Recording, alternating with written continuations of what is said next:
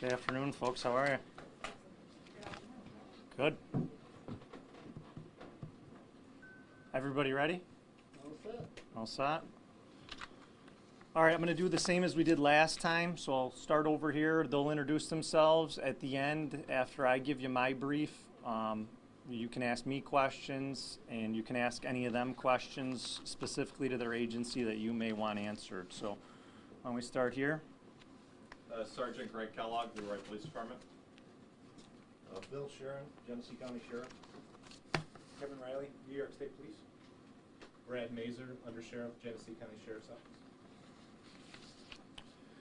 So the point of today's brief is just to give you the final update on this truck shooting involving Joshua Blessed.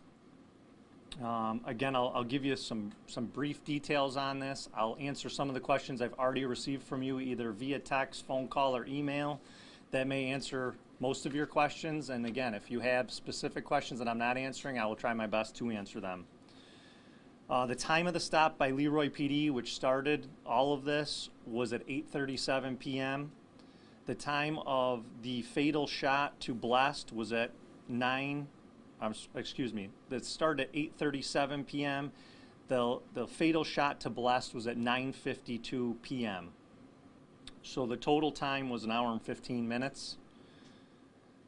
How many times did Blessed fire? That was a question that I repeatedly received. The first shots fired by Blessed was at 9:27 in front of the Quickleys in Geneseo. Ironically, it's the same place where he later receives his fatal shot. But that Quickleys where you folks saw the truck come to rest there, that is where he first fired. And again, that was at 9:27 p.m. He struck one of our sheriff's investigators' unmarked car 9 times. A second shot by Blessed was just seconds later. That was at the intersection of Country Club Road. That was one round that struck one of our sheriff's deputies' marked cars. The third set of shots by Blessed was at 2131 at exit 8. It was the southbound on-ramp. There were 2 rounds that struck a Geneseo County Sheriff's car and 2 rounds that struck a Leroy Police Department car. Both of those cars were marked cars. There were several other reports of shots by deputies along that path on the interstate, specifically in the U-turn south of 8, but we did not recover any casings there when it was teched. The total casings that were recovered out of Blessed's gun, which was a 9mm Glock, were 24. That was a mixture between shooting locations along the pursuit path as well as the cab of his truck. Inside the truck, Blessed was found to be in possession of the Glock with 17-round magazines. If all were fully loaded, potentially he fired 29 rounds. And that also is taking into consideration that that's all he had for magazines, and we don't know if he ever threw one out the window or discarded them along this pursuit path. But what we did recover would ultimately be 29 rounds that he would have fired. The gun also had 6 rounds left in it, along with another fully loaded 17-round magazine. Again, there's more potential for what he actually shot, but the minimum he shot was 24. Again, putting together what we have in the truck, we believe it to be 29, and that's, again, taking into account that we ultimately will never know exactly because he may have discarded magazines along the way. Another question I keep fielding is how many shots did you fire, meaning law enforcement? Total of 7 deputies were actively shooting in this incident. 5 from our office and 2 from the Geneseo County Sheriff's Office. So a total of 7 cops were shooting at different points along this. The first round of shots were at the exit 8 off-ramp on the northbound.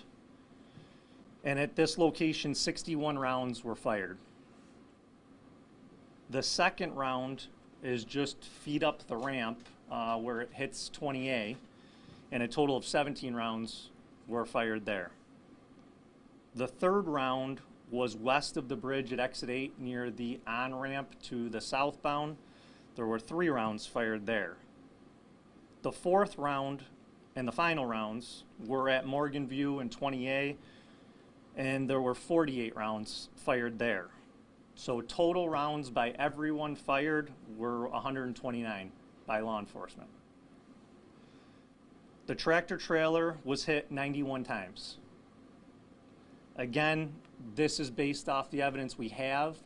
It doesn't mean that it wasn't hit more times, because if one went through a side window and more followed through, we can't account for those. So we're putting together recovered casings along with the tech of the truck, which I have some pictures for you.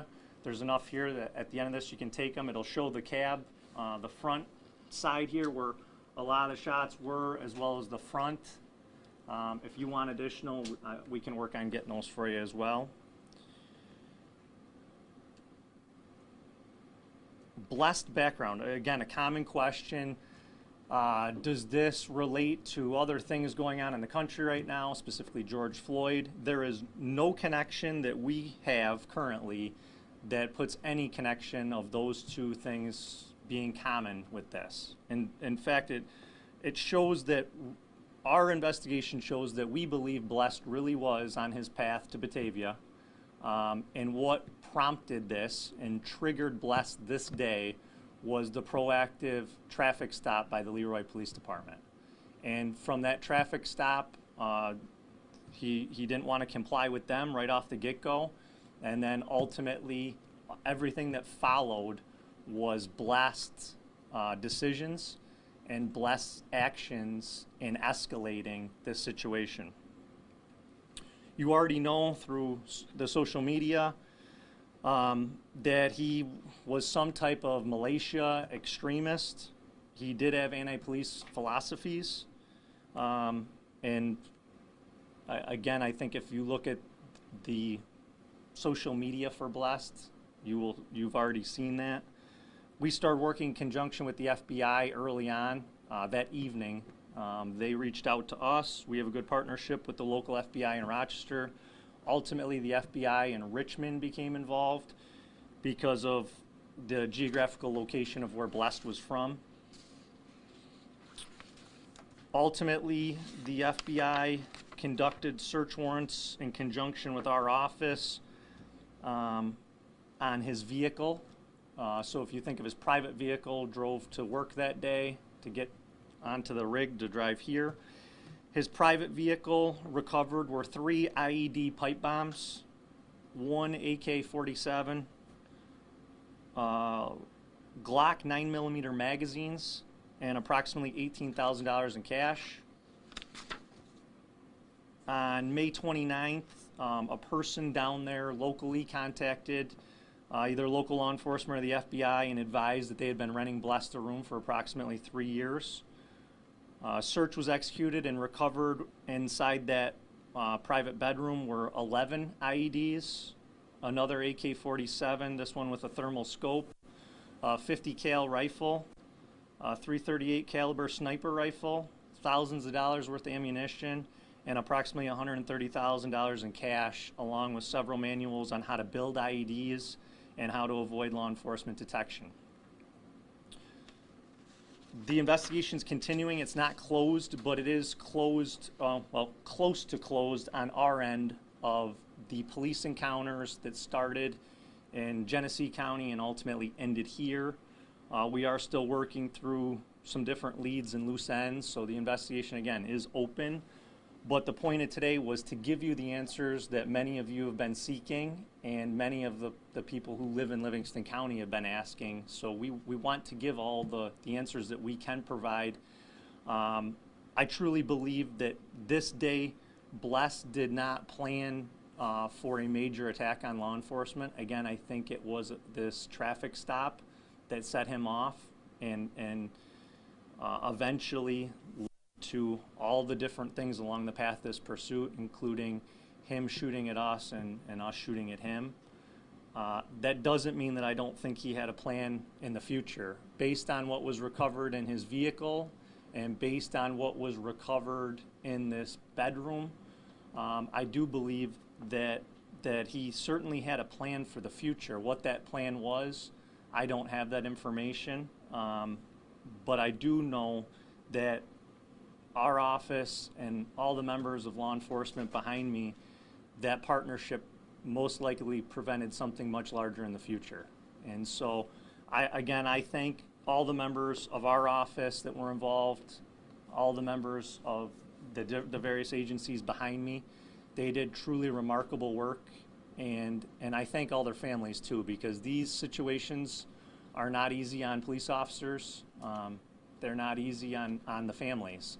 So I think for me as sheriff, this couldn't have gone any better other than if he just stopped and turned himself in. I think that could have been the only better result, is if he wouldn't have pushed us to the point where we had to take shots at him. And ultimately, he made those decisions that pushed us to do that.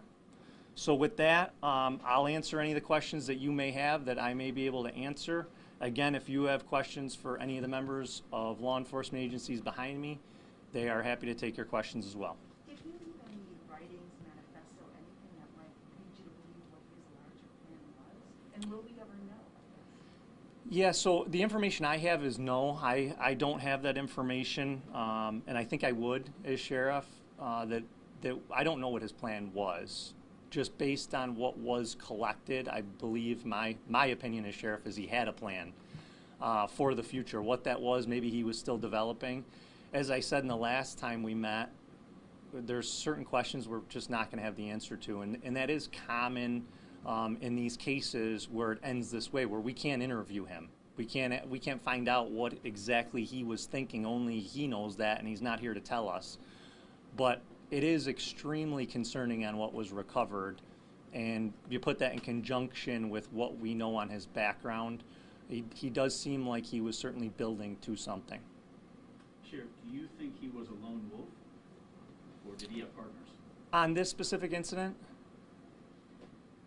Well, he was by himself. Yep. In his truck, right? Yep, that's correct. But all those other things that were recovered, Yeah, was he doing something by himself or planning something with other people? You know, I would just be guessing at that. There's nothing to put anybody else on this specific incident in any partnership, collaboration, communication with anybody else. This is solely on him. What he was planning for the future, I don't know. He is on social media. He does have some following. What that following is, I don't know. Those are things we're still reviewing, and ultimately the FBI, I would direct those kind of questions to them based on what they've found and what the future is there. But there's no immediate details to show any immediate concern here and there as far as I know. What do we know about the pipe bombs? I mean, that can mean, that's a broad category. It can mean large devices, smaller devices. Did you see them? Do you know? So the FBI did those search warrants. I would direct those questions to FBI Richmond on what they're going to release or not release. Here, I try to release everything I can. I mean, that's just the way I'm built, and I believe that the people have the right to know we're doing their business. So I'm giving you everything that I have. Beyond that, if it's questions about the pipe bombs or specifics on what was recovered, I would direct you to the FBI in Richmond on that. Do you also know how he died? Was it self-inflicted? Was it police officers? So preliminary, and I'm going to stress preliminary because we don't have the official report from the medical examiner's office, but the preliminary findings, we had an investigator there when they did the autopsy, 3 rounds to the hip and 1 to the head. The head shot was obviously the fatal shot. You don't know whose gun that came from. That's correct. Could it have been self-inflicted, or has that been ruled out? No, self-inflicted has been ruled out.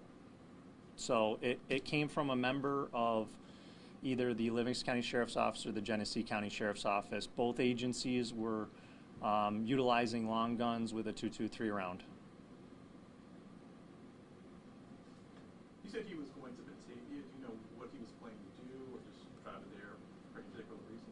Yeah, so he's a over-the-road truck driver. He was going there to pick up a load. The trailer of the truck was empty, and so the story does make sense that he was going to Batavia to pick up. We confirmed that he was supposed to go there and pick up some type of dairy product, and then he would have been heading back out of this county and this state. But again, I think when you look at the details of this wasn't an officer on the side of the road that just all of a sudden he developed a plan on. He was stopped, and he didn't like the encounter of just a simple traffic stop. The investigation with Leroy was very routine stop and a simple request for information that obviously escalated quickly.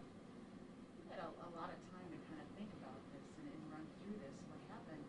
It seemed like it was just chance that kind of put him, or circumstance that put him in our area for him to sort of this powder keg to explode here as opposed to anywhere else. Yeah, I would 100% agree with that. I've continued, I'm out and about in the county a lot, and residents are like, what is going on in Livingston County? And I keep stressing to them, Livingston County is such a safe county. We've had some odd ones that just end up here, between David Clyde Morgan, that Geneseo PD took a shot at, and he fled, and that case is a unique one. No connection to Livingston County, really no connection to New York State. He's just traveling through, just a simple traffic stop. Then you look at this case. You look at the Walmart case recently. Someone not from our county, just a random thing. So we've had this set of events, this series of events where it's folks not from our county that just end up here. And so the question is, why did they end up here? And I think if you look at between the interstate and the thruway, we're in one of those spots. It's a travel through county. And ultimately, again, I come back to, we are very, very fortunate to have highly qualified, highly trained members of law enforcement here. And when things do come here, they're always handled well, and I'm so proud to serve as sheriff here, and I'm proud of all the members that serve in this county. This was a very unique situation. Someone said to me, oh, that's once in a career.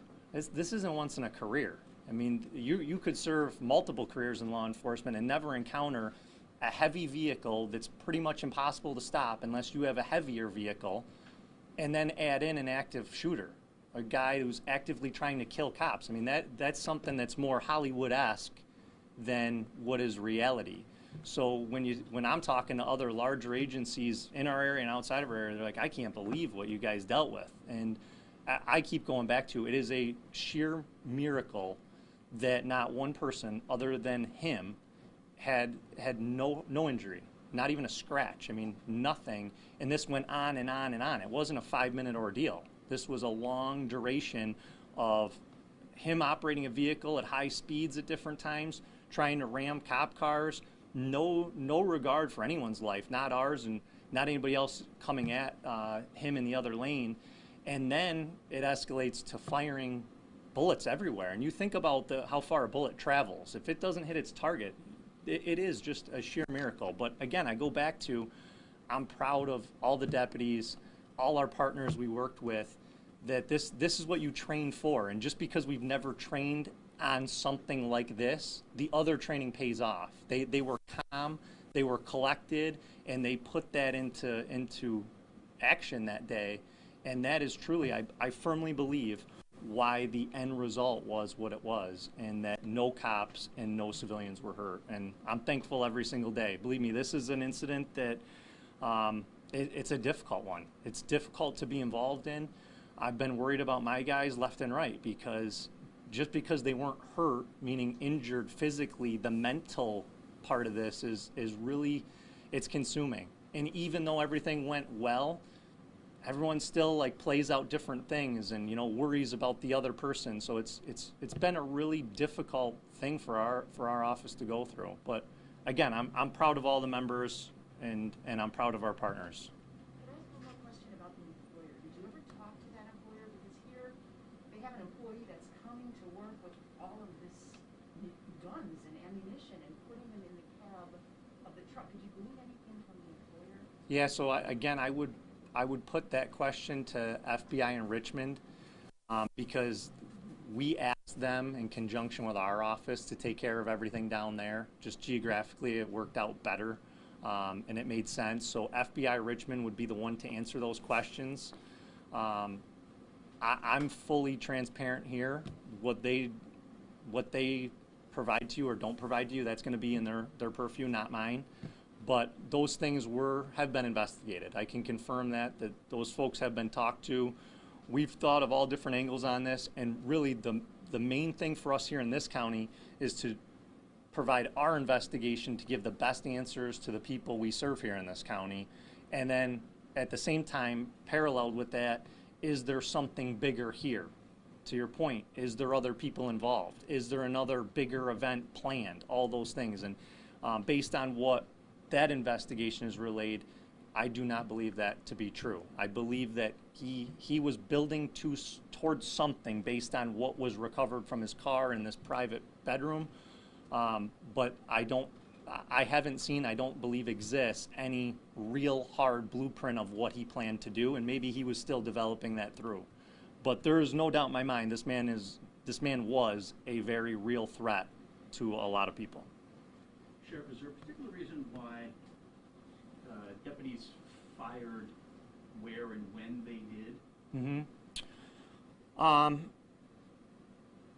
Yes, I mean, the biggest thing that comes into this is safety. He's firing at us, and as soon as he fired at us at Quickly's, that's when lethal force on him would be justified. The problem is, you may ask, well, how come it took from Quickly's to the interstate to end this, or potentially end this? And the answer is, when you're on 20A, he was a very good driver. The way he was driving that truck like a go-kart, steering a wheel, shifting gears, and shooting was something I've never seen. And I remember thinking, as I'm behind it, this guy is extremely dangerous, but he's a good driver, and he's putting rounds into cars that, again, right live action, we knew he hit that car at Country Club, and I thought, man, that was a shot, you know. So I knew that we were up against a big threat, but we needed a safe area to try and end that threat. And when you're going down 20A, there's homes all over it. The interstate was really, when he got on the interstate, I was relieved. I felt like we could take action on the interstate and really engage him there, and it would ultimately be a shootout between us and him and no civilians, the best we could. The hyper-reach iPaws that went out to phones, that was a saving grace to a lot of folks abiding by it. And I stress a lot of folks, because some folks got it and then they raced out there to film it. I would ask in the future, please don't do that. That causes us more concern.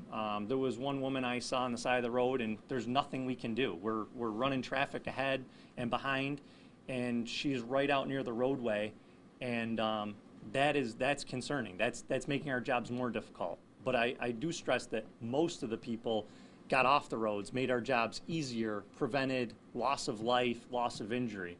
So when we got to the interstate, that was really where we would want to have this engagement go down.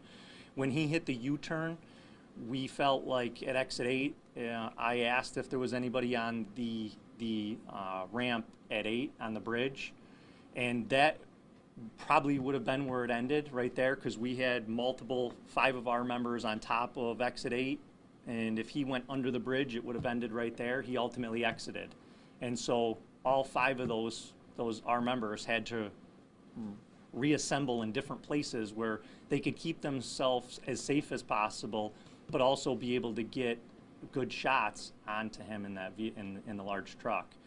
So I every time I talk about this, I keep stressing the deputies, but a lot of members of our office put themselves in harm's way that night, and they didn't always have great cover where they were shooting, but they knew what we were up against, and they knew how serious it was. And so again, I commend them, and I commend all the other partner agencies and the Geneseo County deputies that engaged in the ultimate at Morgan View on 20A.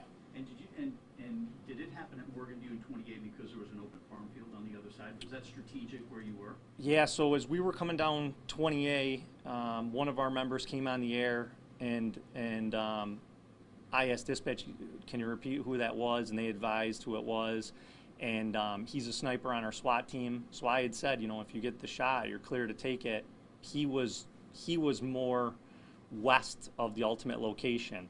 But as we came down 20A, a few of our members hooked up with a few of Genesee County's members, and we were advised in the pursuit behind the truck that there were long guns there, and then they ultimately engaged that operator at that location because now there's construction there, but prior there wasn't. It was an open field, and again, you're thinking about the safety of where your bullet's going to go. And so again, I commend all these folks that were engaged in this, whether they played a dispatch role, whether they played a deputy, trooper, officer role, whether they played a shooting role. All these folks did extremely, extremely well. Do you know which member of law enforcement fired the shot that killed Bud?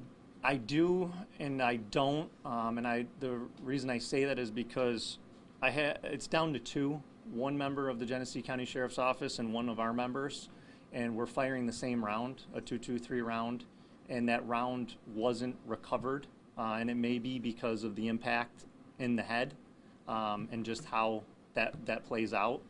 But right now, I do not have an answer. It could be either one of those members, and ultimately, I'm not going to release who our shooters were or who their shooters were. Will there ever be a way to determine that definitively, or is it always going to be a question mark between those two? I think there's a good possibility it's going to be a question mark. Doesn't mean that's 100%. Again, I mean, there's still forensics going on, but traditionally, if you recover that round, then we would have a good chance of determining who fired that shot. But since we did not, then I don't have a definitive answer on that right now.